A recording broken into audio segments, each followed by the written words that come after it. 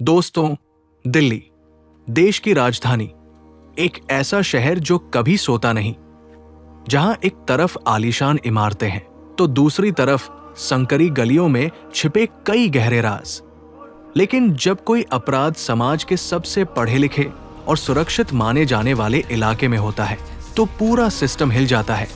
आज की कहानी किसी फिल्म की स्क्रिप्ट नहीं है, बल्कि देश की सबसे प्रतिष्ठित यूनिवर्सिटी यानी दिल्ली यूनिवर्सिटी की एक होनहार प्रोफेसर की दर्दनाक दास्तान है। एक ऐसी कत्ल की पहेली जिसने पुलिस के भी होश उड़ा दिए। दिल थाम कर बैठिए, क्योंकि आज हम परत दर परत खोलेंगे वसुंधरा एन्क्लेव के उस फ्लैट नंबर की कहानी, जहां कानून और व्यवस्था को सरेआम चुनौती दी गई। तारीख और वक्त को ध्यान से नोट कर लीजिए।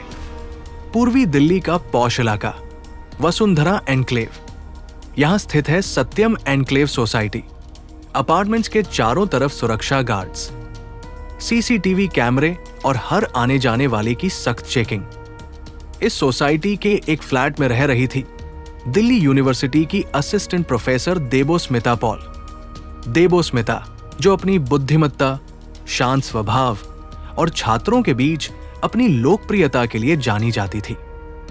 लेकिन किसी को नहीं पता था कि इस शांत चेहरे के पीछे जिंदगी का एक बहुत बड़ा तूफान चल रहा था। देबोस्मिता पिछले कुछ समय से अपने पति से अलग रह रही थी। वैवाहिक जीवन में अनबन और तनाव इस कदर बढ़ चुका था कि उन्होंने अपना घर छोड़ दिया और वसुंधरा एन्क्लेव में अपनी बहन के खाली फ्लैट को अपना आशियाना बना लिया। उन्हें लगा था कि यहां वह महफूज रहेंगी, अपनी नई जिंदगी की शुरुआत करेंगी और समाज की नजरों से दूर अपने करियर पर फोकस कर पाएंगी। पर किस्मत को कुछ और ही मंजूर था। उस रात जब पूरी सोसाइटी गहरी नींद में सो रही थी, मौत दबे पांव सत्यम एन्क्लेव के उस फ्लैट के अंदर दाखिल हुई।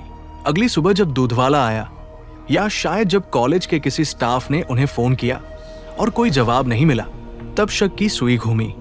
जब फ्लैट का दरवाजा खोला गया तो अंदर का नजारा देखकर देखने वालों की रूह कांप गई। दीवारें गवाही दे रही थी कि यहां मौत का एक खौफनाक खेल खेला गया था। जमीन पर खून से लथपथ पड़ी थी देबोस्मिता पॉल की लाश। ये कोई साधारण मौत नहीं थी, ये एक बेहद क्रूर, बर्बर और नफरत से भरा हुआ कत्ल था। कातिल सिर्फ उन्हें मारना नहीं चाहता था, बल्कि वो उनके प्रति किसी गहरी खुन्नस या गुस्से से भरा हुआ था।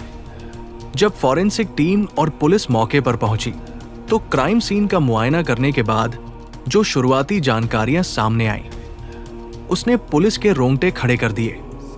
प्रोफेसर के सिर पर किसी बहुत ही भारी वस्तु से ताबड़तोड़ वार किए गए थे।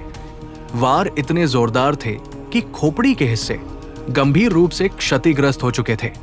लेकिन कातिल यही नहीं रुका।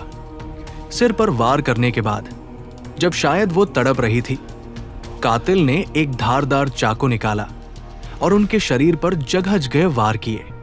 चाकू के निशानों की गहराई और उनकी संख्या चीख चीख कर कह रही थी कि ये काम किसी पेशेवर अपराधी का नहीं, बल्कि किसी ऐसे शख्स का है जो देबोस्मिता से बेइंतहा नफरत करता था या किसी बड़े बदले की आग में जल रहा था। अब शुरू होता है दिल्ली पुलिस का सबसे बड़ा इम्तिहान। पुलिस के सामने सबसे पहला और सबसे बड़ा सवाल था, आखिर कातिल फ्लैट के अंदर आया कैसे? क्योंकि सत्यम एन्क्लेव जैसी सुरक्षित सोसाइटी में किसी अनजान शख्स का बिना एंट्री के अंदर आना लगभग असंभव था। क्या दरवाजा जबरदस्ती तोड़ा गया था? पुलिस ने जब मुख्य दरवाजे के लॉक की जांच की तो पाया कि दरवाजा कतई जबरदस्ती नहीं खोला गया था, यानी एंट्री फ्रेंडली थी। इसका सीधा और साफ मतलब था कि कातिल कोई ऐसा इंसान था जिसे देबोस्मिता अच्छी तरह जानती थी, या फिर कातिल के पास उस फ्लैट की दूसरी चाबी मौजूद थी। पुलिस की शक की सुई तुरंत दो तरफ घूमी। पहला, उनका पति, जिससे उनका विवाद चल रहा था और वो अलग रह रही थी। अक्सर ऐसे मामलों में घरेलू कलह और अलग होने का गुस्सा कत्ल की वजह बनता है। क्या पति ने गुस्से में आकर या प्रॉपर्टी के विवाद में इस वारदात को अंजाम दिया, या फिर उसने किसी कॉन्ट्रैक्ट किलर को काम पर लगाया था। लेकिन अगर कॉन्ट्रैक्ट किलर होता तो वो चाकू से इतने सारे वार करके अपना समय बर्बाद नहीं करता और नहीं इतने पर्सनल तरीके से मर्डर करता। पुलिस का दूसरा शक था कोई ऐसा करीबी दोस्त, सहकर्मी या कॉलेज का कोई शख्स जो उनके इस फ्लैट के बारे में जानता था। पुलिस ने सोसाइटी के सीसीटीवी कैमरों की फुटेज निकालनी शुरू की।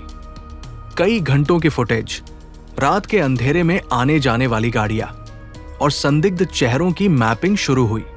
कॉल डंप डेटा, CDR निकाला गया ताकि ये पता चल सके कि कत्ल के वक्त उस टावर के आसपास कौन कौन से मोबाइल नंबर एक्टिव थे। मामला पेचीदा होता जा रहा था।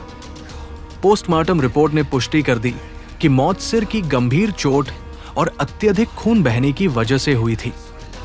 शरीर पर मिले चाकू के निशान इस बात की तरफ इशारा कर रहे थे कि मरने से पहले देबो स्मिता ने अपनी जान बचाने के लिए काफी संघर्ष, स्कफल किया था।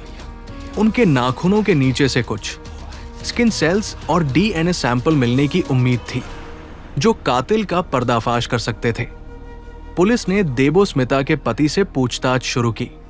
उनके कॉल रिकॉर्ड्स खंगाले गए। उनका अलीकाई, एलिबाई यानी घटना के वक्त वो कहाँ थे, वेरीफाई किया गया। दूसरी तरफ देबो स्मिता की बहन और परिवार के अन्य सदस्यों से भी बात की गई ताकि ये समझा जा सके कि क्या प्रोफेसर की जिंदगी में कोई ऐसा तीसरा इंसान था जिसके बारे में किसी को भनक नहीं थी। क्या ये मामला एकतरफा प्यार का था या फिर दिल्ली यूनिवर्सिटी के अंदर चल रही किसी अंदरूनी राजनीति या रंजिश का नतीजा? दोस्तों, इस केस की कड़ियां इतनी उलझी हुई है कि हर मोड़ पर एक नया सस्पेक्ट सामने आ जाता है। कातिल ने इतनी होशियारी से सबूतों को मिटाने की कोशिश की थी कि पुलिस को सीधे तौर पर कोई पुख्ता सुराग नहीं मिल पा रहा था। लेकिन कानून के हाथ लंबे होते हैं और अपराधी चाहे कितना भी शातिर क्यों न हो, वो क्राइम सीन पर कोई न कोई ऐसी गलती जरूर छोड़ जाता है जो उसे जेल की सलाखों के पीछे पहुंचा देती है। इस खौफनाक मर्डर मिस्ट्री ने कई ऐसे सवाल खड़े कर दिए हैं जिनका जवाब मिलना अभी बाकी है। क्या देबो स्मिता को पहले से अपनी जान का खतरा था? क्या उनकी बहन के फ्लैट का पता किसी ऐसे शख्स को चल गया था जो उनका पीछा कर रहा था? आखिर वो भारी वस्तु क्या थी जिससे सिर पर वार किया गया? और क्या पुलिस उस मर्डर वेपन, हत्या के हथियार को बरामद कर पाई है? जैसे जैसे दिल्ली पुलिस की स्पेशल सेल और लोकल पुलिस इस मामले की गहराई में उतर रही है, सत्यम एन्क्लेव के लोग दहशत में हैं। हर कोई बस यही पूछ रहा है कि देश की राजधानी में एक महिला प्रोफेसर जो खुद समाज को शिक्षित कर रही थी, वो अपने ही घर में सुरक्षित क्यों नहीं थी? इस केस की आगे की इन्वेस्टिगेशन में क्या बड़े खुलासे होते हैं? क्या पति का हाथ सामने आता है या कोई छुपा हुआ दुश्मन? इस पर पूरे देश की नजरें टिकी हुई है। दोस्तों, इस पूरे मामले पर आपकी क्या राय है? आपको क्या लगता है इस दर्दनाक कत्ल के पीछे किसका हाथ हो सकता है? कमेंट सेक्शन में अपनी राय जरूर शेयर करें। अगर आपको ये deep dive crime analysis informative लगा हो तो वीडियो को लाइक करें, दोस्तों के साथ शेयर करें और ऐसी ही सच्ची और रोंगटे खड़े कर देने वाली क्राइम स्टोरीज के लिए हमारे चैनल को सब्सक्राइब करके बेल आइकन दबाना न भूलें। सुरक्षित रहिए, सतर्क रहिए, क्योंकि जुर्म आपके आसपास भी हो सकता है। मिलते हैं अगले वीडियो में एक नए केस की तहकीकात के साथ। तब तक के लिए जय हिंद।